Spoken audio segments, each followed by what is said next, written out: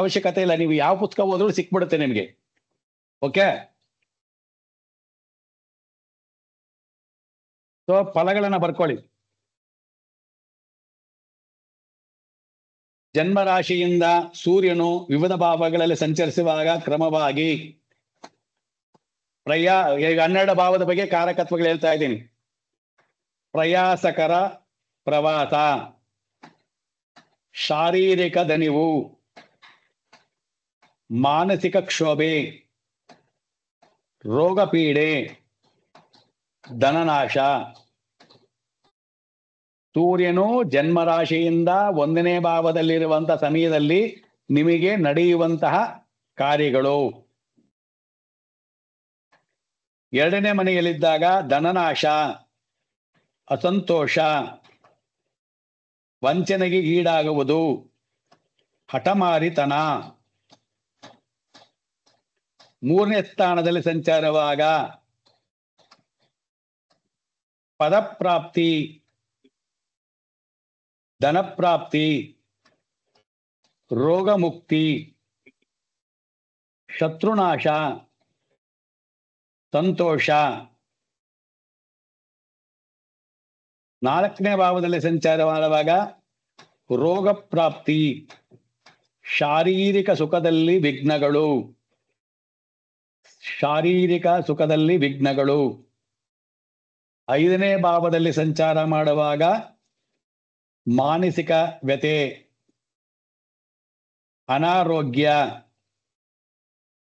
ಅವಮಾನ. 6ನೇ ಭಾವದಲ್ಲಿ ಸಂಚಾರ ಮಾಡುವಾಗ ರೋಗ ವಿಮುಕ್ತಿ, ಶತ್ರುನಾಶ, ದುಃಖ ಮತ್ತು ಕ್ಲೇಶ ನಿವಾರಣೆ. 7ನೇ ಭಾವದಲ್ಲಿ ಸಂಚಾರ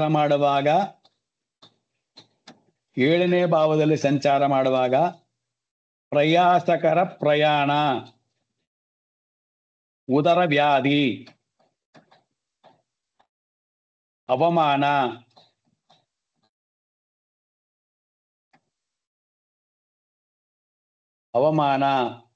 7ನೇ ಭಾವ ಅಂತಕ್ಕಂಥದ್ದು ನಮ್ಮ ಹೊಟ್ಟೆಯ ಕೆಳಭಾಗವಾಗಿರೋದ್ರಿಂದ ಇಂಡೈಜೆಷನ್ ಪ್ರಾಬ್ಲಮ್ ಬರ್ಬೋದು, ಅಥವಾ ಪೈಲ್ಸು, ಅಪೆಂಡಿಕ್ಸು, ಅದಕ್ಕೆ ಸಂಬಂಧಪಟ್ಟಂತ ಕಾಯಿಲೆಗಳು ಸಹ ಬರಬಹುದು. 8ನೇ ಭಾವದಲ್ಲಿ ಸಂಚಾರ ಮಾಡುವಾಗ ಭಯ, ರೋಗ ಪ್ರಾಪ್ತಿ, ವಾದ ವಿವಾದ, ಸರಕಾರದಿಂದ ಭಯ, ಉಷ್ಣ ಪ್ರಕೋಪ, ಜನ್ಯ ವ್ಯಾಧಿಗಳು. 9ನೇ ಭಾವದಲ್ಲಿ ಸಂಚಾರ ಮಾಡುವಾಗ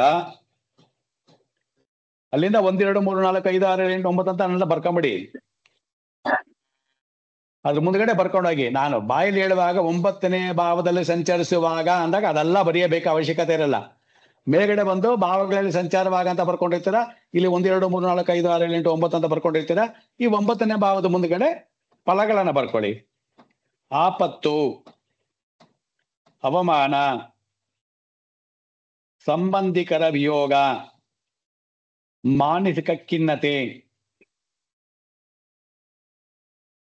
10ನೇ ಭಾವದಲ್ಲಿ ಸಂಚಾರ ಮಾಡುವಾಗ ಮಹತ್ವವಾದ ಕಾರ್ಯಗಳು, ಜಟಿಲ ಸಮಸ್ಯೆಗಳು ಪರಿಹಾರ,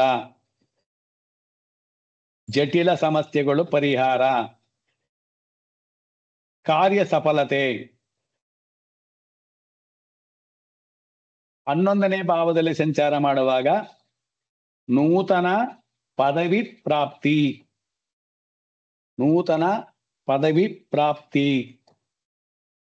ಗೌರವ ಪ್ರಾಪ್ತಿ, ಧನ ಸಂಚಯ, ರೋಗ ಮುಕ್ತಿ.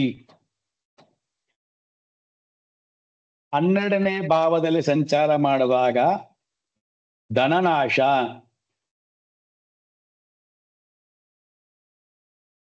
ಸ್ನೇಹಿತರೊಂದಿಗೆ ಕಲಹ, ಜ್ವರ ಪೀಡೆ, ದುಃಖ. 13ನೇ ಸೊ ಇವೆಲ್ಲವೂ ನಡೀತದೆ.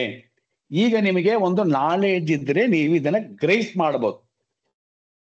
ಹೇಗ್ ತಗೊಂಡ್ರಿ ಇವರು, ಹೇಗೆ ಹೇಳ್ತಾ ಇದ್ದಾರೆ ಇವರು, ಏನನ್ನ ಬೇಸ್ ಮಾಡಿ ಹೇಳ್ತಾರೆ ಅಂತ ನಿಮಗೇನಾದ್ರು ನಾಲೆಡ್ಜ್ ಬಂತು ಅಂದ್ರೆ ಎಲ್ಲಾ ಭಾವಕ್ಕೂ, ಎಲ್ಲಾ ಗ್ರಹಕ್ಕೂ, ಎಲ್ಲಾ ರಾಶಿಗೂ ನೀವೇ ಹೇಳ್ಬೋದು. ಬಟ್ ಆದ್ರೆ ನಿಮಗೆ ಹೆಂಗ್ ತಗೊಂಡ್ರಿ ಇದು, ಯಾವ ಅರ್ಥದಲ್ಲಿ ತಗೊಂಡ್ರಿ ಇವರು ಅನ್ನೋದನ್ನ ನೀವು ಕ್ಯಾಚ್ ಅಪ್ ಮಾಡ್ಬಿಟ್ರೆ, ಫಸ್ಟ್ ಇಲ್ಲಿ ಯಾವ ಗ್ರಹ, ಸೂರ್ಯ ಗ್ರಹ. ಸೂರ್ಯ ಆತ್ಮಕಾರಕ, ಸೂರ್ಯ ಆತ್ಮಕಾರಕ, ಆರೋಗ್ಯಕಾರಕ, ರಾಜ, ಮಗ, ತಂದೆ, ಗೌರವ, ಘನತೆ, ಈ ಕಾರಕತ್ವಗಳು ನಮಗೆ ಫಸ್ಟ್ ನಮ್ಮ ಕಣ್ಮುಂದ್ಗಡೆ ಬಂದು ನಿಲ್ಲಬೇಕು. ಒಂದನೇ ಭಾವ ಅನ್ನೋದು ಏನು, ನಾನು, ನಂದು, ಆರೋಗ್ಯ, ಸಂಚಾರ ಎಲ್ಲವನ್ನ ಪಡಿತಕ್ಕಂಥದ್ದು ಒಂದನೇ ಭಾವ ಅಂತ ಜ್ಞಾನ ಬರಬೇಕು. ರೂಲ್ಸ್ ಏನ್ ಹೇಳಿದೆ, ಸೂರ್ಯ 3, 6, 10, 11ರಲ್ಲಿದ್ದಾಗ ಶುಭ ಫಲವನ್ನು ಕೊಡ್ತಾರೆ. ಇನ್ನು ಉಳಿದ ಭಾಗದಲ್ಲಿ ಅಶುಭ ಫಲವನ್ನು ಕೊಡ್ತಾರೆ. ಅಶುಭ ಫಲವನ್ನ ಯಾವದ ರೀತಿಯಲ್ಲಿ ಕೊಡ್ತಾರೆ, ಸೂರ್ಯನ ಬೇಸಲ್ಲಿ ಮೊದಲನೇ ಭಾವದ ಕಾರಕತ್ವದ ಅಡಿಯಲ್ಲೇ ವಿಶ್ಲೇಷಣೆ ಆಗತ್ತೆ. ಇಲ್ಲೋಗ್ಬಿಟ್ಟು ನೀನು ಮದುವೆಯಿಂದ ವಿಚ್ಛೇದನವಾಗ್ಬಿಡ್ತೀರಾ, ಮಕ್ಕಳಾಗಲ್ಲ ಅಂತೆಲ್ಲ ಹೇಳಕ್ಕಾಗಲ್ಲ. ಆ ಕಾನ್ಸೆಪ್ಟ್ ಅನ್ನ ನೀವು ಚೆನ್ನಾಗಿ ಇಂಪ್ಲಿಮೆಂಟ್ ಮಾಡೋದಕ್ಕೆ ಬಂದ್ಬಿಟ್ರೆ ಪ್ರಿಡಿಕ್ಷನ್ ಅನ್ನ ಹೇಳ್ಬೋದು. ಫಸ್ಟ್ ನಿಮಗೆ ಬರಬೇಕಾಗಿರೋದು, ನಾನು ಕ್ಲಿಯರ್ ಆಗಿ ಯಾಕೆ ಹೇಳ್ಕೊಂಡು ಹೋದೆ ಅಂತ ಹೇಳಿದ್ರೆ, ನಿಮ್ಮ ತಲೆಗೆ ಯೋಚನೆ ಬರುತ್ತಾ ಅಂತ ನೋಡೋದಕ್ಕೆ ಹೇಳಿದ್ದು. ಏನು, ಪ್ರಯಾಸಕರ ಪ್ರವೇಶ, ಶಾರೀರಿಕ ದಣಿವು, ವಿವಿಧ ಭಾಗಗಳಲ್ಲಿ ಇದು ರೋಗ ಪೀಡೆ, ಧನನಾಶ ಅಂತ ಹೇಳಿದ್ದಾರೆ. ಈಗ ನೀವೇನ್ ಮಾಡಬೇಕು, ಸೂರ್ಯನನ್ನ ಅವನು ಕಾಲಪುರುಷನ ಮೊದಲನೇ ಭಾವದಲ್ಲಿ ಉಚ್ಚ, 7ನೇ ಭಾವದಲ್ಲಿ ನೀಚ, ಅವನು ಪಂಚಮ ಭಾವದ ಅಧಿಪತಿ. ಈ ಮೂರನ್ನ ಕಾನ್ಸೆಪ್ಟ್ ಅನ್ನ ತಗೊಳ್ಬೇಕು. 1ನೇ ಭಾವದಲ್ಲಿ ಉಚ್ಚ, ಮೇಷ ಭಾವದಲ್ಲಿ, 5ನೇ ಭಾವದಲ್ಲಿ ಮೂಲ ತ್ರಿಕೋಣ ಸ್ವಕ್ಷೇತ್ರ, 7ನೇ ಭಾವದಲ್ಲಿ ನೀಚ. ಇದನ್ನ ತಂತ ಅಲ್ಲಿ ಇಡಬೇಕು ಅಷ್ಟೇ. ಇವಾಗ ಅವ್ರೇನ್ ಹೇಳಿದ್ರು, ಶಾರೀರಿಕವಾದಂತ ದಣಿವು. 1ನೇ ಭಾವ ಅಂತಕ್ಕಂಥದ್ದೇನು, ಶಾರೀರ, ನಮ್ಮ ಶರೀರ. ಇಲ್ಲಿ ಸೂರ್ಯ ಅಂತಕ್ಕಂಥವನು ಧನವಂತ್ರಿ, ಆತ್ಮಕಾರಕ, ಅವನೇ ಅಲ್ಲಿ ಬಂದು ನಿಂತ್ಕೊಂಡಾಗ ಅವನು ಫಲ ಇಲ್ಲ, ದಣಿವು, ರೋಗ ಪೀಡೆ, ಸಂಚಾರ, ಇದು ಪ್ರಯಾಸಕರ ಪ್ರವಾಸ. ಪ್ರವಾಸ ಮಾಡುವಾಗ ಅವರಿಗೆ ತುಂಬಾ ಒಂಥರ ಏನಕ್ಕಾನ ಹೋದ್ನಪ್ಪ ಈ ಟೈಮ್ನಲ್ಲಿ ಟೂರು, ಏನಕ್ಕಾನ ಆ ದೇವಸ್ಥಾನಕ್ಕೆ ಹೋದ, ನಾನು ಹೋಗ್ಬಾರ್ದಾಗಿತ್ತು, ನಾನು ಮನೇಲೆ ಇರಬೇಕಾಗಿತ್ತು ನಾನು ಅಂತ. ಯಾಕೆ ಇಲ್ಲಿ ಯಾಕೆ ಪ್ರಯಾಸಕರ ಪ್ರವಾಸ ಅಂತ ಯಾಕೆ ಬಂತು, 7ನೇ ಭಾವನು ಪ್ರವಾಸನೇ, ರವಿನು ಸಂಚಾರಕಾರಕನೇ, ಶೀಘ್ರ ಸಂಚಾರಕಾರಕ. ಹೋಗ ಇನ್ನು 2ನೇ ಮನೆಯಲ್ಲಿ ಏನಾಗುತ್ತದೆ, ಧನನಾಶ, ಅಸಂತೋಷ, ವಂಚನೆಗೆ ಈಡಾಗುವರು, ಹಠಮಾರಿತನ. 2ನೇ ಮನೆ ಏನ್ ಹೇಳಿದೀವಿ, ಧನ, ಕುಟುಂಬ, ಆಭರಣಗಳು. ನೀವು ಇದ್ರಲ್ಲೆಲ್ಲ ಸೇರ್ಸ್ಕೊಂಡು ಹೇಳ್ಬೋದು. 2ನೇ ಮನೆಯಲ್ಲಿ ಸೂರ್ಯ ಸಂಚಲನೆ ಮಾಡ್ತಿದ್ದಾನೆ ಅಂದ್ರೆ ಈ 1, 5, 7 ಮತ್ತೆ ಸೂರ್ಯ ಇದಿಷ್ಟನ್ನು ಸೇರಿಸ್ಕೊಂಡು ಅವನು 2ನೇ ಮನೆಯಲ್ಲಿ ಏನೋ ಕೆಟ್ಟದನ್ನ ಮಾಡ್ತಿದ್ದಾನೆ ಅಂತ ಹೇಳ್ಕೊಂಡ್ಬಿಟ್ರೆ ಪಾಯಿಂಟ್ ಹೇಳ್ಬೋದು. ಕುಟುಂಬದಲ್ಲಿ ಏನೋ ಪ್ರಾಬ್ಲಮ್ ಆಗ್ಬೋದು, ಅಥವಾ ಕುಟುಂಬಕ್ಕೆ 7ನೇ ಮನೆ ಅಂತಕ್ಕಂಥದ್ದು ಏನೋ ಪ್ರಾಬ್ಲಮ್ ಆಗ್ಬೋದು. 6ನೇ ಮನೆ ಬರೋದ್ರಿಂದ ಕುಟುಂಬದಲ್ಲಿ ಯಾರಾದ್ರೂ ರೋಗಗ್ರಸ್ತರಾಗ್ಬೋದು. ಕುಟುಂಬಕ್ಕೆ ಅದು 4ನೇ ಮನೆ ಆಗಿರೋದ್ರಿಂದ ತಾಯಿಗೆ ಒಂದ್ ಸ್ವಲ್ಪ ಏನೋ ಧನ ಸಂಚಯನ ಆಗ್ಬೋದು. ಅದು ಕುಟುಂಬಕ್ಕೆ 2ನೇ ಮನೆ ಆಗೋದ್ರಿಂದ, ಕಾಲಪುರುಷನ 2ನೇ ಮನೆ ಆಗೋದ್ರಿಂದ ಹಾಸ್ಪಿಟ್ಲು ಖರ್ಚು. ಅದೇ ತಾನೇ ಅವ್ರು ಬರೆದಿರೋದು. ವಂಚನೆ, ಹಠಮಾರಿತನ. ವಂಚನೆ ಅಂದ್ರೇನು, ಕಳ್ಕೊಳ್ಳೋದು, ವ್ಯಯ. ಸೊ ಈ ತಲೆಯನ್ನ ಸ್ವಲ್ಪ ನೀವು ತಿರುಗಿಸಿದ್ರೆ, ಟ್ರಿಗರ್ ಮಾಡಿದ್ರೆ ಫಲ ಹೇಳ್ಬೋದು. 3ನೇ ಸ್ಥಾನ ಅಂತಕ್ಕಂಥದ್ದೇನು, ಧೈರ್ಯ, ಸ್ಥೈರ್ಯ, ವೀರ್ಯ, ಪರಾಕ್ರಮ, ಅದು ಇದಲ್ಲ. ಅಲ್ಲಿ ಅವನು ಸೂರ್ಯ ಎಲ್ಲಾ ಫಲವನ್ನು ಕೊಡೋದಕ್ಕೆ ಅವನು ವಿರಾಜಮಾನವಾಗಿದ್ದಾನೆ ಅಂತ ಶಾಸ್ತ್ರಕಾರ ಹೇಳಿರ್ಬೇಕಾದ್ರೆ, ಅವಾಗ 1ನೇ ಮನೇನು, 5ನೇ ಮನೆ, 7ನೇ ಮನೆ, ಕಾಲಪುರುಷನ 1, 5, 7 ಕೆಲಸ ಮಾಡುತ್ತೆ. 3ನೇ ಮನೆ ಅಂತಕ್ಕಂಥದ್ದು ಪರ್ಟಿಕ್ಯುಲರ್ ಆಗಿ 3ನೇ ಮನೆ ಅನ್ನೋದು ಫೋಕಸ್ ಆಗತ್ತೆ. ಅವಾಗ ಏನ್ ಹೇಳಿದ್ದಾರೆ ಅವರು, 3ನೇ ಮನೆ ಅಂತಕ್ಕಂಥದ್ದು ಸ್ಥಾನ ಪದಪ್ರಾಪ್ತಿ, ಧನಪ್ರಾಪ್ತಿ, ರೋಗ ಮುಕ್ತಿ, ಶತ್ರುನಾಶ, ಸಂತೋಷ. 5ನೇ ಮನೆ ಸಂತೋಷ, 5ನೇ ಮನೆ ರೋಗ ವಿಮುಕ್ತಿ, 5ನೇ ಮನೆನೇ ರೋಗ ಮುಕ್ತಿ, 1ನೇ ಮನೇನು ರೋಗ ಮುಕ್ತಿ, ಸಂತೋಷ ಅನುಭವಿಸ್ತಾನೆ. 7ನೇ ಮನೆ ಅಂತಕ್ಕಂಥದ್ದು ನಮ್ಮ ಮುಂದ್ಗಡೆ ಬರ್ತಕ್ಕಂಥವ್ರು, ನಮ್ಮನ್ನ ಅಪ್ರಿಶಿಯೇಟ್ ಮಾಡತಕ್ಕಂಥವ್ರು, ನಮ್ಮ ಮುಂದೆ ಬರ್ತಕ್ಕಂಥವ್ರು 7ನೇ ಮನೆ. ಸೂರ್ಯ ಗೆತ್ತು. ಹಿಂಗೆ ನೀವು ಹೇಳಿದ್ರೆ ಕಲ್ತ್ಕೊಂಡ್ರೆ ಎಲ್ಲದಕ್ಕೂ ಹೇಳ್ಬೋದು. ಇವಾಗ ಚಂದ್ರನನ್ನ ನೋಡೋಣ, ನೀವು ಹೆಂಗೆ ಹೇಳ್ಬೇಕು ಅಂತ. ಈಗ ಚಂದ್ರನನ್ನ ನಾನು ಸಿಂಪಲ್ ವರ್ಡ್ ಆಗಿ ಹೇಳ್ತೀನಿ, ಎಕ್ಸ್ಪ್ಲೈನ್ ಮಾಡಿ ಹೇಳಲ್ಲ. ನೀವು ಅದನ್ನ ತಲೆಯಲ್ಲಿ ಇಟ್ಕೊಂಡು ಹೇಳ್ಬೇಕು. ಜನನ ರಾಶಿಯಿಂದ ಚಂದ್ರನು ಸಂಚಾರ ವಿವಿಧ ಭಾಗಗಳಲ್ಲಿ ಕ್ರಮವಾಗಿ ಸಂಚಾರ ಮಾಡತಕ್ಕಂಥದ್ದು ಅಂತ ಮೇಲ್ಗಡೆ ಬರ್ಕೊಂಡು 1, 2, 3, 4, 5, 6, 7, 8, 9, 10, 11, 12 ಅಂತ ಬರ್ಕೊಳ್ಳಿ. 1ನೇ ಭಾವದಲ್ಲಿ ಸಂಚಾರ ಮಾಡುವಾಗ ಭಾಗ್ಯೋದಯ, 2ನಲ್ಲಿ ಧನನಾಶ, 3ರಲ್ಲಿ ಯಶಸ್ಸು, 4ರಲ್ಲಿ ಭಯ ಆತಂಕ, 5ನೇ ಮನೆಯಲ್ಲಿ ಶೋಕ, 6ನೇ ಮನೆಯಲ್ಲಿ ರೋಗ ನಿವಾರಣೆ, 7ನೇ ಮನೆಯಲ್ಲಿ ಸುಖ ಸಂತೃಪ್ತಿ, 8ನೇ ಮನೆಯಲ್ಲಿ ಅಸಂತೋಷಕರ ಮತ್ತು ತೊಂದರೆದಾಯಕ ಘಟನೆಗಳು, 9ನೇ ಮನೆ ಅನಾರೋಗ್ಯ ತನ್ನ ಹಾಗೂ ತನ್ನ ಕುಟುಂಬದವರಿಗೆ, 10ನೇ ಮನೆಯಲ್ಲಿ ಇಷ್ಟಾರ್ಥ ಸಿದ್ಧಿ ಗುರಿ ಸಾಧನೆ, 11ನೇ ಮನೆಯಲ್ಲಿ ಸಂತೋಷ ಸಫಲತೆ ಯಶಸ್ಸು, 12ನೇ ಮನೆಯಲ್ಲಿ ಅಪವ್ಯಯ ವಿನಾಕಾರಣ ಅಂತ ಹೇಳಿದ್ರು. ನಾನು ಒಂದೊಂದು ಪದ ಹೇಳ್ಕೊಂಬಂದೆ. 1ನೇ ಮನೆಯಲ್ಲಿದ್ದಾಗ ಭಾಗ್ಯೋದಯ ಅಂತ. ಚಂದ್ರ ಯಾವ ರಾಶಿಯಲ್ಲಾದ್ರಿರ್ಲಿ, ಆ ಚಂದ್ರನ ಮೇಲೆ ಚಂದ್ರ ಹೋಗುವಾಗ ಭಾಗ್ಯೋದಯ. ಯಾಕೆ ಭಾಗ್ಯವನ್ನು ಕೊಡ್ತಾನ ಅವನು?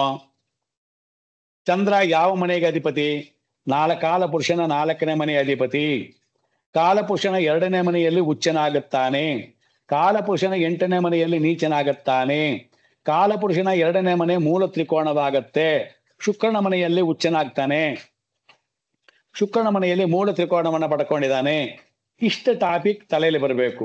ಚಂದ್ರ ಯಾವ ತರ ಚಂದ್ರ ಅವನು ಹಗಲು ಮತ್ತೆ ಇದು ಅರ್ಧ ಶುಭ ಅರ್ಧ ಅಶುಭ.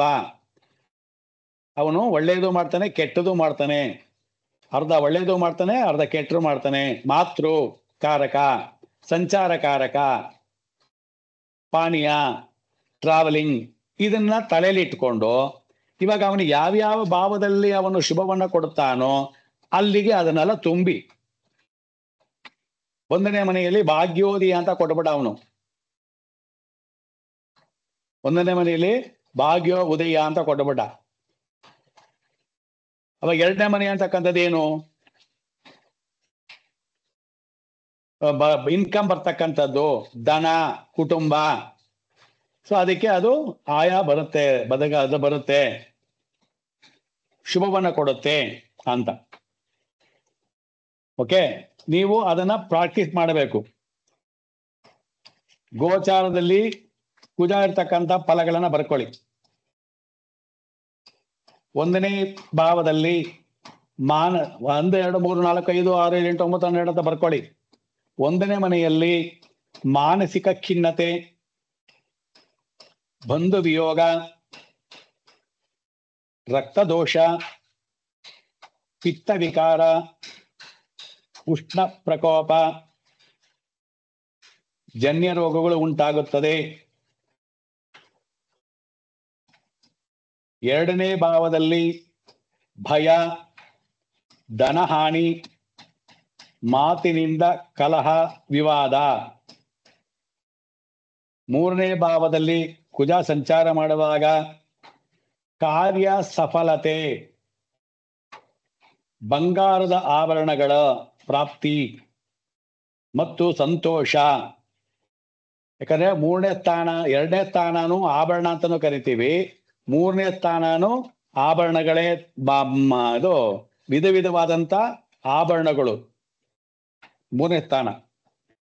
4ನೇ ಸ್ಥಾನದಲ್ಲಿ ಸಂಚಾರ ಮಾಡುವಾಗ ಸ್ಥಾನಚ್ಯುತ್ಯ, ಉದರ ವ್ಯಾಧಿಗಳು, ಬಂಧುಗಳಿಂದ ದುಃಖ ಪ್ರಾಪ್ತಿ.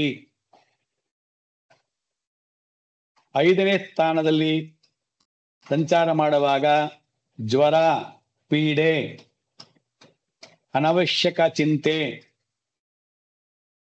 ಮಗನ ಕಾರಣದಿಂದ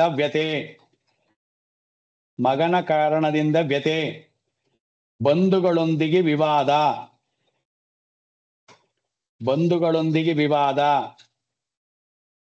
6ನೇ ಭಾವದಲ್ಲಿ ಸಂಚಾರ ಮಾಡುವಾಗ ಶತ್ರುಗಳೊಂದಿಗೆ ವಿವಾದ, ಕಲಹಗಳಿಗೆ ಮುಕ್ತಾಯ, ರೋಗ ನಿವಾರಣೆ, ವಿಜಯ, ಧನಪ್ರಾಪ್ತಿ, ಕಾರ್ಯ ಸಫಲತೆ. ಅವಾಗ ನಿಮಗೆ ಯಾರಾದ್ರೂ ಬಂದು ನಾನು ಕೋರ್ಟ್ ಕೇಸ್ ಹಾಕ್ಬೋದಾ ಅಂತ ಕೇಳಿದಾಗ ಕುಜ ಚಂದ್ರನಿಂದ 6ನೇ ಮನೆಯಲ್ಲಿದ್ದಾಗ ಹಾಕೋಗಪ್ಪ ಅಂತ ಹೇಳ್ಬೋದು. 7ನೇದು ಪತ್ನಿಯೊಂದಿಗೆ ವಿವಾದ, ನೇತ್ರ ವಿಕಾರಗಳು, ಉದರಶೂಲೆ. 8ನೇ ಮನೆಯಲ್ಲಿದ್ದಾಗ ಜ್ವರ,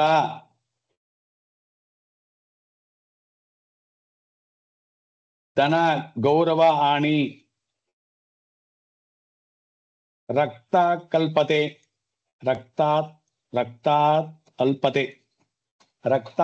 ಅಂತ ಹೇಳಿದ್ರೆ ಬ್ಲಡ್ ಅಲ್ಲಿ ತೊಂದರೆ ಬರೋದು, ಬ್ಲಡ್ ಹೊರಗಡೆ ಹೋಗ್ಬೋದು ಅಥವಾ ಬ್ಲಡ್ ಕಮ್ಮಿ ಆಗ್ಬೋದು, ಬ್ಲಡ್ ರಿಲೇಷನ್ ಪ್ರಾಬ್ಲಮ್ ಆಗ್ಬೋದು, ಏನಾದ್ರೂ ಒಂದು ಬ್ಲಡ್ಗೆ ಸಂಬಂಧಪಟ್ಟಂತ ವಿಷಯಗಳು ನಡೆಯುತ್ತೆ.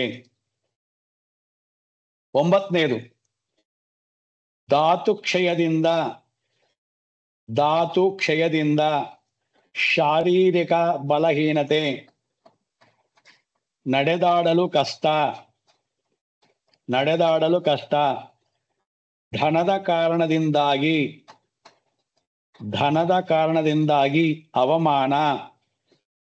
ಅವಮಾನ, ಪರಾಜಯ. 9ನೇ ಮನೆ. 10ನೇ ಮನೆ ಕಾರ್ಯಹಾನಿ, ನಿರರ್ಥಕ ಪ್ರಯಾಸ, ಅನುಚಿತ ವರ್ತನೆ, ದುರಾಚಾರ. 10ನೇ ಮನೆ. 11ನೇ ಮನೆ ಧನಪ್ರಾಪ್ತಿ, ರೋಗ ಮುಕ್ತಿ, ಭೂ ಸಂಪತ್ತಿನಲ್ಲಿ ಅಭಿವೃದ್ಧಿ. 12ನೇ ಮನೆ ಧನನಾಶ, ಉಷ್ಣ, ಪ್ರಕೋಪಜನ್ಯ, ಅನಾರೋಗ್ಯ. ಧನನಾಶ, ಉಷ್ಣ, ಪ್ರಕೋಪಜನ್ಯ, ಅನಾರೋಗ್ಯ ಎಲ್ಲವೂ ಸಹ ನಿಮಗೆ ಗ್ರಹಗಳ ಕಾರಕತ್ವ. ಅವನು ಮೂಲ ತ್ರಿಕೋಣದಲ್ಲಿ ಮೇಷರಾಶಿಯಲ್ಲಿ ಮೂಲ ತ್ರಿಕೋಣ, ವೃಷಿಕ ರಾಶಿ ಅಧಿಪತಿ, ಮಕರದಲ್ಲಿ ಉಚ್ಚ, ಕಟಕದಲ್ಲಿ ನೀಚ. ಈ ಕಾನ್ಸೆಪ್ಟ್ ಅನ್ನ ಇಟ್ಟುಕೊಂಡು ಆ ಫಲಗಳನ್ನ ನಿರೂಪಣೆ ಮಾಡ್ಕೊಂಡು ಬಂದಿದ್ದಾರೆ. 12ನೇ ಮನೆಯಲ್ಲಿದ್ದಾಗ ಧನನಾಶ, ಉಷ್ಣ, ಪ್ರಕೋಪಜನ್ಯ. ಕಾಲಪುರುಷನ 12ನೇ ಮನೆಯಲ್ಲಿದ್ದಾಗ ಸೇಮ್ ಅದೇ ಆಗತ್ತಲ್ವಾ ಕುಜನಿಗೆ. ಇನ್ನೇನೇನು 9ನೇ ಮನೆಯಲ್ಲಿ ಏನ್ ಹೇಳಿದ್ರು? ಧಾತು ಕ್ಷಯದಿಂದ ಶಾರೀರಿಕ ಬಲಹೀನತೆ, ನಡೆದಾಡಲು ಕಷ್ಟ, ಧನದ ಕಾರಣದಿಂದಾಗಿ ಅವಮಾನ, ಪರಾಜಯ ಅಂತ ಹೇಳಿದ್ರು. 9ನೇ ಮನೆಯಲ್ಲಿ ಏನಕ್ಕೆ ಶಾರೀರಿಕ ಬಲಹೀನತೆ ಅಂದ್ರು? 1, 5, 9 ಅಂತಕ್ಕಂಥದ್ದು 6, 10, 12ನೇ ಮನೆಗೆ ಅದು 12ನೇ ಮನೆಯಾಗಿ ಬರೋದ್ರಿಂದ ರೋಗವನ್ನ ನಿವಾರಣೆ ಮಾಡ್ತಕ್ಕಂಥ ಮನೆ ಅಲ್ಲೇ ಬರೋದ್ರಿಂದ ಅವರು ಪ್ರಾಬ್ಲಮ್ಮು. ಯಾಕೆ? ಅವನು 8ನೇ ಮನೆಯ ಅಧಿಪತಿ. 8ನೇ ಮನೆಯ ಅಧಿಪತಿ. ಕಷ್ಟ, ಧನದ ಕಾರಣದಿಂದಾಗಿ ಅವಮಾನ. 2ನೇ ಮನೆಗೆ 9ನೇ ಮನೆ ಬಂದು ಅಷ್ಟಮ ಸ್ಥಾನ. ಸೊ 2ನೇ ಮನೆಗೆ 9ನೇ ಮನೆ ಬಂದು ಅಷ್ಟಮ ಸ್ಥಾನವಾಗತ್ತೆ. ಅವಾಗ ಧನದಿಂದ ಅವಮಾನ, ಇಷ್ಟೇ, ಬೇರೆ ಇನ್ನೇನು ಅಲ್ಲ ಅದು. ಅರ್ಥವಾಯ್ತಾ? ಬುಧ ಗೋಚಾರ ಫಲ ಬರ್ಕೊಳ್ಳಿ. ಇಲ್ಲಿ ಅಶುಭ ಗ್ರಹಗಳನ್ನ ಮಾತ್ರ ಕ್ಲೀನ್ ಆಗಿ ಬರ್ದಿದೀವಿ. ಇದು ಅಶುಭ ಗ್ರಹಗಳನ್ನ, ಯಾಕಂದ್ರೆ ಅಶುಭ ಗ್ರಹಗಳಲ್ಲಿ ಬರ್ತಕ್ಕಂಥ ತೊಂದರೆಗಳು ಸ್ವಲ್ಪ ಜಾಸ್ತಿ. ಶುಭ ಗ್ರಹಗಳು ಅಂತಕ್ಕಂಥದ್ದು ಅಷ್ಟಾಗಿ ಕ್ರಿಯೇಟಿವಿಟಿ ಮಾಡಲ್ಲ. ಅದ್ರದ ಒಂದು ಎಫೆಕ್ಟ್ ಅನ್ನ ತೋರಿಸ್ಬಿಟ್ಟು ಆ ದಶಾಭುಕ್ತಿ ಕಾಲ ನೋಡಿಕೊಂಡು ಅದು ಸ್ವಲ್ಪ ಹಂಗೆ ತಿಳ್ಕೊಂಡು ಹೋಗ್ಬಿಡುತ್ತೆ. ಆದ್ರೆ ಈ ಪಾಪಗ್ರಹಗಳಾಗಲ್ಲ. ಈ ಪಾಪಗ್ರಹಗಳು ಏನ್ ಮಾಡ್ಬಿಡುತ್ತೆ ಅಂತ ಹೇಳಿದ್ರೆ, ಆ ಸ್ಥಾನಕ್ಕೆ ಬಂದಾಗ ಅದು ಅದನ್ನ ಮಾಡೋದಕ್ಕೆ ತುಂಬಾ ಫೋರ್ಸ್ ಆಗಿರುತ್ತದೆ. ಅದಕ್ಕೆ ಅಶುಭ ಗ್ರಹಗಳನ್ನ ತುಂಬಾ ಇಂಪಾರ್ಟೆಂಟ್ ಆಗಿ ನೋಡೋದು. ನಡೆಯುವಂತ ರಾಹು ಕೇತುಗಳು ಸಂಚಾರ ಮತ್ತೆ ಶನಿಗಳ ಸಂಚಾರ ವಿಶೇಷವಾಗಿ ಅದನ್ನೇ ಜಾಸ್ತಿ ಫಲ ಕೊಟ್ಟತ್ತಾ ಇಲ್ವಾ ಅಂತ ನೋಡೋದು. ಆ ಗ್ರಹಗಳ ಒಂದು ಕಾರಕತೆಗಳನ್ನ ಪ್ರಕಾರವಾಗಿ ನೋಡ್ಕೊಂಡಾಗ ಮೈನ್ ಆಗಿ ಶನಿ ಸಂಚಾರ, ಗುರು ಸಂಚಾರ, ರಾಹು ಕೇತುಗಳ ಸಂಚಾರಗಳನ್ನೇ ಯಥೇಚ್ಛವಾಗಿ ಗಮನದಲ್ಲಿ ಇಟ್ಕೊಳ್ಳೋದು. ಅರ್ಥವಾಯ್ತಾ? ಬುಧನ ಗೋಚಾರ ಫಲ. ಬುಧನ ಗೋಚಾರ ಫಲ 1, 2, 3, 4, 5, 6, 7, 8, 9, 10, 12 ಅಂತ ಬರ್ಕೊಳ್ಳಿ. ಮೊದಲನೇ ಮನೆ ಧನಹಾನಿ, ಎರಡನೇ ಮನೆ ಧನ ಲಾಭ, ಮೂರನೇ ಮನೆ ಶತ್ರು ಭಯ, ನಾಲ್ಕನೇ ಮನೆ ಧನ ಲಾಭ, ಐದನೇ ಮನೆ ಪತ್ನಿ ಪುತ್ರರೊಂದಿಗೆ ಕಲಹ, ಆರನೇ ಮನೆ ಯಶಸ್ಸು,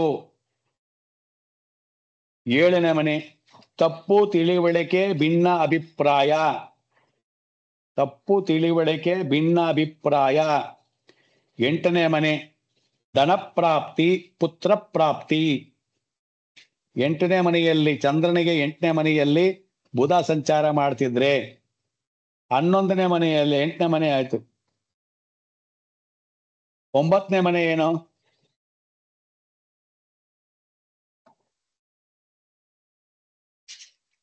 ಬುಧ ಯಾವ್ಯಾವ ಮನೆಗೆ ಒಳ್ಳೇದು ಮಾಡ್ತಾನೆ ಅಂತ ಹೇಳಿದ್ವಿ?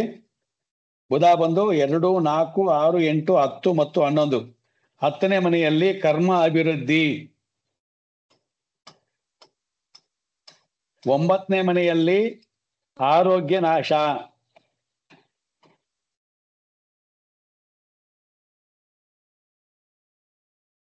10 ವ್ರತ ತಿರುಗಾಟ. 9ನೇ ಮನೆ ಅಂತಕ್ಕಂಥದ್ದು ವ್ರತ ತಿರುಗಾಟ. 11ನೇ ಮನೆಯಲ್ಲಿ ವೈಭೋಗದಲ್ಲಿ ವೃದ್ಧಿ,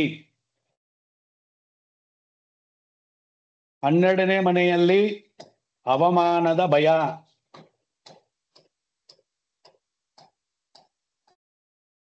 ಗುರುವನ್ನ ಬರ್ಕೊಳ್ಳಿ. ಗುರು ಜನ್ಮರಾಶಿಯಿಂದ 12 ರಾಶಿಯ ಒಳಗಿದ್ದಾಗ, ಗುರು 1ನೇ ರಾಶಿಯಲ್ಲಿದ್ದಾಗ ಜನ್ಮಸ್ಥಳ ಅಥವಾ ಸ್ವದೇಶ ತ್ಯಾಗ, ಅಧಿಕ ಖರ್ಚು, ಶತ್ರು ಭಾವನೆ. ಜನ್ಮಸ್ಥಳ ಅಥವಾ ಸ್ವದೇಶ ತ್ಯಾಗ, ಅಧಿಕ ಖರ್ಚು, ಶತ್ರು ಭಾವನೆ. ಸೂರ್ಯ ಎಲ್ರೂ ಹೇಳ್ತಾರೆ, ಇದು ಗುರು ಬಂದು ಕಟಕ ರಾಶಿಗೆ ಪ್ರವೇಶ ಮಾಡಿದಾಗ್ಲೇನೆ ಶ್ರೀರಾಮಚಂದ್ರ ತನ್ನ ಸ್ವದೇಶವನ್ನ ಬಿಟ್ಟು ಹೊರಗಡೆ ಹೋದ ಅಂತಾನು ಹೇಳ್ತಾರೆ. ಅದಕ್ಕೇನೆ ಗುರು ಶುಭಗ್ರಹನೇ. ನಾವು ಗುರು ಶುಭಗ್ರಹ ನಮ್ಮ ರಾಶಿಗೆ ಬಂದಿದ್ದಾನೆ ಅಂದ್ಕೊಂಡ್ಬಿಟ್ರೆ ಏನಾಗತ್ತೆ, ನಾವು ಇರೋ ಸ್ಥಳವನ್ನ ಬಿಟ್ಟು ಬೇರೆ ಕಡೆ ಹೋಗ್ಬೇಕಾಗಿ ಬರುತ್ತೆ. 2ನೇ ಮನೆಯಲ್ಲಿದ್ದಾಗ ಧನ ಪ್ರಾಪ್ತಿ, ಕೌಟುಂಬಿಕ ಸುಖ, ಅನ್ಯರ ಮೇಲೆ ಪ್ರಭಾವ, ಅಂದ್ರೆ ನೀನು ಆಡಳಿತವನ್ನ ಮಾಡ್ತೀಯ ಅಂತ. 3ನೇ ಸ್ಥಾನದಲ್ಲಿದ್ದಾಗ ಸ್ಥಾನನಾಶ, ಆಪ್ತೇಷ್ಟರ ವಿಯೋಗ, ವ್ಯವಹಾರದಲ್ಲಿ ವಿಘ್ನ ಮತ್ತು ರೋಗ ಪೀಡೆ. 4ನೇ ಸ್ಥಾನದಲ್ಲಿದ್ದಾಗ ಬಂಧುಗಳಿಂದ ದುಃಖ, ಅವಮಾನ, ಬಂಧುಗಳಿಂದ ದುಃಖ, ಅವಮಾನ, ಚತುಷ್ಪಾದಿ ಪ್ರಾಣಿಗಳಿಂದ ತೊಂದರೆ, ಚತುಷ್ಪಾದಿ ಪ್ರಾಣಿಗಳಿಂದ ತೊಂದರೆ. 5ನೇ ಭಾವದಲ್ಲಿದ್ದರೆ ಸಂತಾನ ಪ್ರಾಪ್ತಿ, ಸಾಧು ಸಂತರ ಸಹವಾಸ, ರಾಜರಿಂದ ಸರಕಾರ ಸಹಾಯ. 6ನೇ ಮನೆ ಚಂದ್ರನಿಂದ 6ನೇ ಮನೆಯಲ್ಲಿ ಗುರು ಇದ್ದರೆ ಶತ್ರುಪೀಡೆ, ಬಂಧುಗಳಿಂದ ಅಸಹಕಾರ, ರೋಗ ಪೀಡೆ. 7ನೇ ಮನೆಯಲ್ಲಿರುವಾಗ ಶುಭ ಕಾರ್ಯಗಳಿಗೆ ಪ್ರಯಾಣ, ಪತ್ನಿ ಸುಖ ಮತ್ತು ಸಂತಾನ ಪ್ರಾಪ್ತಿ. 8ನೇ ಮನೆಯಲ್ಲಿ ಸಂಚಾರ ಮಾಡುವಾಗ ಅನವಶ್ಯಕ ಸಂಚಾರದಿಂದ ಆಯಾಸ, ಶಾರೀರಿಕ ಆಯಾಸ, ಅಶುಭ ಮತ್ತು ದುಃಖದಾಯಕವಾದ ಘಟನೆಗಳು, ಧನನಾಶ. 9ನೇ ಮನೆಯಲ್ಲಿದ್ದಾಗ ಭಾಗ್ಯೋದಯ ಮತ್ತು ಸೌಭಾಗ್ಯ ಸಿದ್ಧಿಯಾಗುತ್ತದೆ. 10ನೇ ಮನೆಯಲ್ಲಿದ್ದಾಗ ಧನಸ್ಥಾನ ಸಂತತಿ ನಷ್ಟವಾಗುತ್ತದೆ. ಧನ, ಸ್ಥಾನ, ಸಂತತಿ ಎಲ್ಲವೂ ನಷ್ಟವಾಗುತ್ತದೆ. ಗುರು 10ನೇ ಮನೆಯಲ್ಲಿದ್ದಾನೆ ಅಂದ್ರೆ, ಗುರು ಇವಾಗ ಯಾರಿಗೆ 10ನೇ ಮನೆಯಲ್ಲಿ ಬರ್ತಾನೆ ಇವಾಗ ಕನ್ಯಾ ರಾಶಿಯವರಿಗೆ ಗುರು 10ನೇ ಮನೆಯಲ್ಲಿದ್ದಾನೆ. ಕನ್ಯಾ ರಾಶಿಯವರಿಗೆ ಗುರು 10ನೇ ಮನೆಯಲ್ಲಿದ್ದಾನೆ. ಶನಿ ಸಪ್ತಮದಲ್ಲಿದ್ದಾನೆ. ಕುಜ ಬಂದು 12ನೇ ಮನೆದು, ಕೇತು 12ನೇ ಮನೆಯಲ್ಲಿದ್ದಾನೆ. ಶನಿ 6ನೇದು, ರಾಹು 6ನೇ ಮನೆಯಲ್ಲಿದ್ದಾನೆ. ಹಿಂಗೆ ಬರಬೇಕು, ಜ್ಞಾಪಕ ಮಾಡ್ಕೊಂಡ ತಕ್ಷಣ ಯಾರ್ಯಾರು ಎಲ್ಲೆಲ್ಲಿದ್ದಾರೆ ಅಂತ ಹಂಗೆ ತಲೆ ಮುಂದ್ಗಡೆ ಬರಬೇಕು. ಅದಕ್ಕೆ ನಾನು ನಿಮಗೆ ಪ್ರಾಕ್ಟೀಸ್ ಮಾಡ್ರಪ್ಪ, ಪ್ರಾಕ್ಟೀಸ್ ಮಾಡಿ ಅಂತ ಹೇಳಿದ್ದು. ಪ್ರಾಕ್ಟೀಸ್ ಮಾಡ್ದಲೆ ಕುತ್ಕೊಂಡ್ಬಿಟ್ಟು ನಾನು ಏನ್ ಹೇಳಿದ್ರು ಏನೋ ಹೇಳ್ತಾವ್ರೆ, ಇನ್ನೇನ್ ನಾಳೆ ನಾಡ್ದು ಕ್ಲೋಸ್ ಮಾಡ್ತಾರೆ ಅಂತ ಕುತ್ಕೊಂಡಿರ್ತೀರ ಅಷ್ಟೇನೆ. ಪ್ರಾಕ್ಟೀಸ್ ಮಾಡಿದ್ರೆ ನಿಮಗೆ ಕ್ಯಾಚ್ ಅಪ್ ಆಗ್ಬಿಡೋದು ಟಕ್ ಅಂತ ಹೇಳಿ.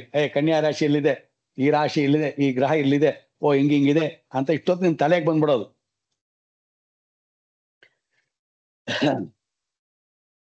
11ರಲ್ಲಿ ಪುತ್ರ ಪ್ರಾಪ್ತಿ, ಸ್ಥಾನಮಾನಾದಿಗಳಲ್ಲಿ ವೃದ್ಧಿ. 12ರಲ್ಲಿ ಆಸ್ತಿ ಸಂಬಂಧಿತ ಭಯ, ಚಿಂತೆ, ದುಃಖ ಇದೆಲ್ಲವೂ ಬರುತ್ತೆ. ಇಲ್ಲಿ ನೀವು ಹೀಗೆ ಇದೆ, ಅರ್ಥವಾಯ್ತಾ?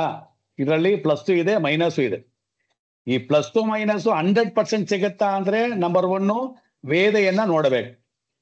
ನಂಬರ್ 2 ಏನಪ್ಪಾ ಅಂತಂದ್ರೆ ನಿಮ್ಮ ದಶಾಭುಕ್ತಿ ಅಂತರವನ್ನ ನೋಡಬೇಕು.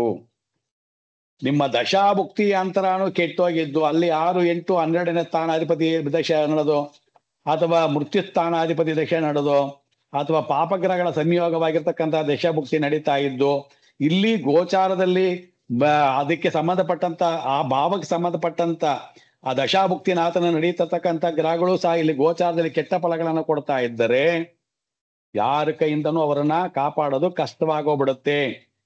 ಇದ್ದಕ್ಕಿದ್ದಂಗೆ ಅವರು ಕೋಟ್ಯಾಧಿಪತಿಗಳಾಗಿರ್ತಕ್ಕಂಥವ್ರು ಸಡನ್ ಆಗಿ ಡೌನ್ ಫಾಲ್ ಆಗೋಗ್ಬಿಡ್ತಾರೆ. ಕಂಟ್ರೋಲ್ ಮಾಡಕ್ಕಾಗಲ್ಲ ಅವ್ರನ್ನ, ಸಡನ್ ಆಗಿ ಡೌನ್ ಫಾಲ್ ಆಗೋಗ್ಬಿಡ್ತಾರೆ. ಸೊ ಅದಕ್ಕೆ ನಾವು ಗೋಚಾರಗಳನ್ನ ಹೇಳುವಾಗ ಏನ್ ಹೇಳಬೇಕು ಅಂತ ಹೇಳಿದ್ರೆ, ಗೋಚಾರ ಫಲಗಳನ್ನ ಹೇಳುವಾಗ ನಿಮ್ಮ ಜನ್ಮ ಜಾತಕದ ಪ್ರಕಾರವಾಗಿಯೂ ಗ್ರಹಗಳು ಎಲ್ಲೆಲ್ಲಿದೆ ಅಂತ ನೋಡ್ಕೊಳ್ಬೇಕು. ಪ್ಲಸ್ ಈ ಒಂದು ದಶಾಭುಕ್ತಿ ಅಂತರವನ್ನು ನೋಡಿಕೊಂಡು ಫಲವನ್ನ ನಿರ್ಣಯ ಮಾಡಬೇಕು. ಶುಕ್ರ ಗೋಚಾರ ಫಲ. ಶುಕ್ರ ಶುಭಗ್ರಹನಾಗಿರುವುದರಿಂದ ಶುಕ್ರ ಗೋಚಾರ ಫಲ 1ನೇ ಮನೆಯಲ್ಲಿ ಸಕಲ ಸುಖ ಭೋಗ ಪ್ರದಾಯಕ, 2ನೇ ಮನೆಯಲ್ಲಿ ಧನ ಪ್ರಾಪ್ತಿ,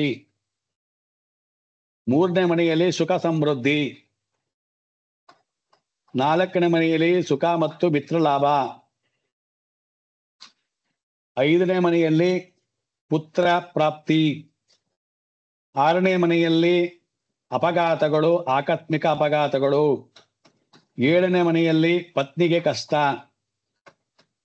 8ನೇ ಮನೆಯಲ್ಲಿ ಧನ ಸಂಚಯ, 9ನೇ ಮನೆಯಲ್ಲಿ ಸಂತೋಷ, 10ನೇ ಮನೆಯಲ್ಲಿ ಕಲಹ, 11ನೇ ಮನೆಯಲ್ಲಿ ರಕ್ಷಣೆ, 11ನೇ ಮನೆಯಲ್ಲಿ ಧನ ಪ್ರಾಪ್ತಿ. ಈಗ ಇಲ್ಲಿ ಪುತ್ರ ಪ್ರಾಪ್ತಿ ಅಂತ ಕೊಟ್ಟಿದ್ದಾರೆ ಚಂದ್ರನಿಂದ 5ನೇ ಮನೆಯಲ್ಲಿ.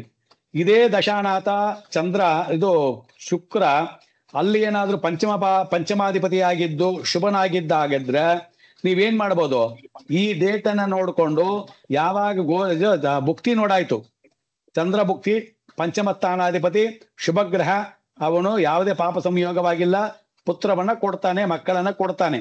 ಯಾವಾಗ ಕೊಡ್ತಾನೆ ಅಂತ ಹೇಳ್ಬೇಕಾದ್ರೆ ಆ ಮುಕ್ತಿನಾಥನನ್ನು ಸಹ ನೋಡಿಕೊಂಡು ಪ್ಲಸ್ ಇಲ್ಲಿ ಗೋಚಾರದಲ್ಲಿ ಪಂಚಮ ಭಾವದಲ್ಲಿ ಸಂಚಾರ ಮಾಡ್ತಿರ್ತಕ್ಕಂಥ ಸಮಯದಲ್ಲೂ ಸಹ ಮಕ್ಕಳಾಗತ್ತೆ. ಸೊ ಇದೆರಡನ್ನು ನೀವು ತುಲನೆ ಮಾಡ್ಬೇಕು, ಬ್ಯಾಲೆನ್ಸಿಂಗ್ ಮಾಡ್ಬೇಕು.